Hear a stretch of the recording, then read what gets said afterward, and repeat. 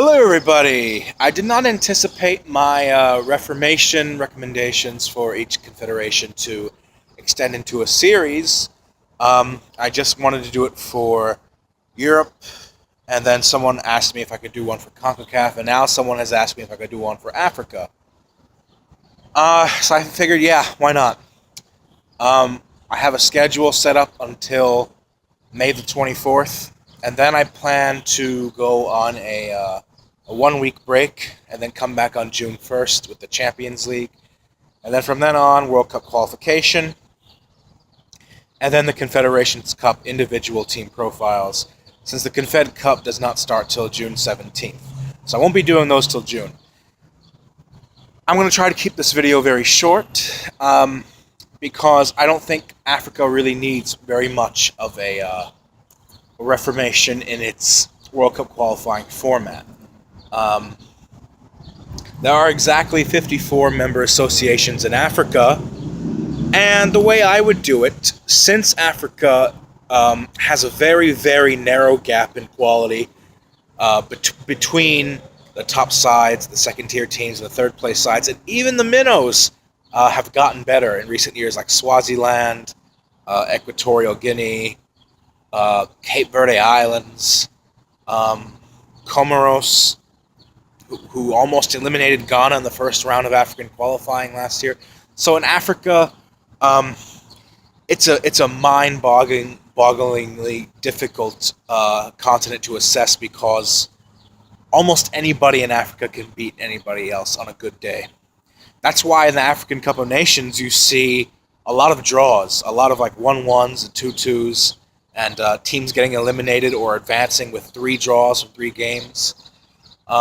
So with Africa, if you want to increase the competition, which I think is already happening anyway, which is a very good thing for the continent, what I would do is take those 54 teams and adopt pretty much the same format that Europe has now, which is 9 groups of 6. And this actually works beautifully because, number one, you're getting rid of all the preliminary rounds where the weaker sides only play 1 or 2 games home and away, and then that's it for 4 years. They're eliminated.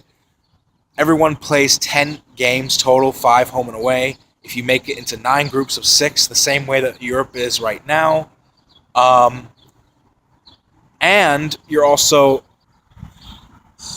right in line with your FIFA's expansion to the 48-team World Cup, where they want to give Africa 9 spots. So if Africa is going to get 9 spots from 2026 onward, it would make sense, I think, even more so, to make it 9 groups of 6. The group winners all qualify for the World Cup directly, no playoffs. So basically, I would make Africa's World Cup qualifying format what is already being done in Europe right now, the 9 groups of 6, where everybody from the absolute best teams to the absolute worst teams in the Confederation play each other for a total of 10 games. The smaller teams get exposed to better competition. They play more games.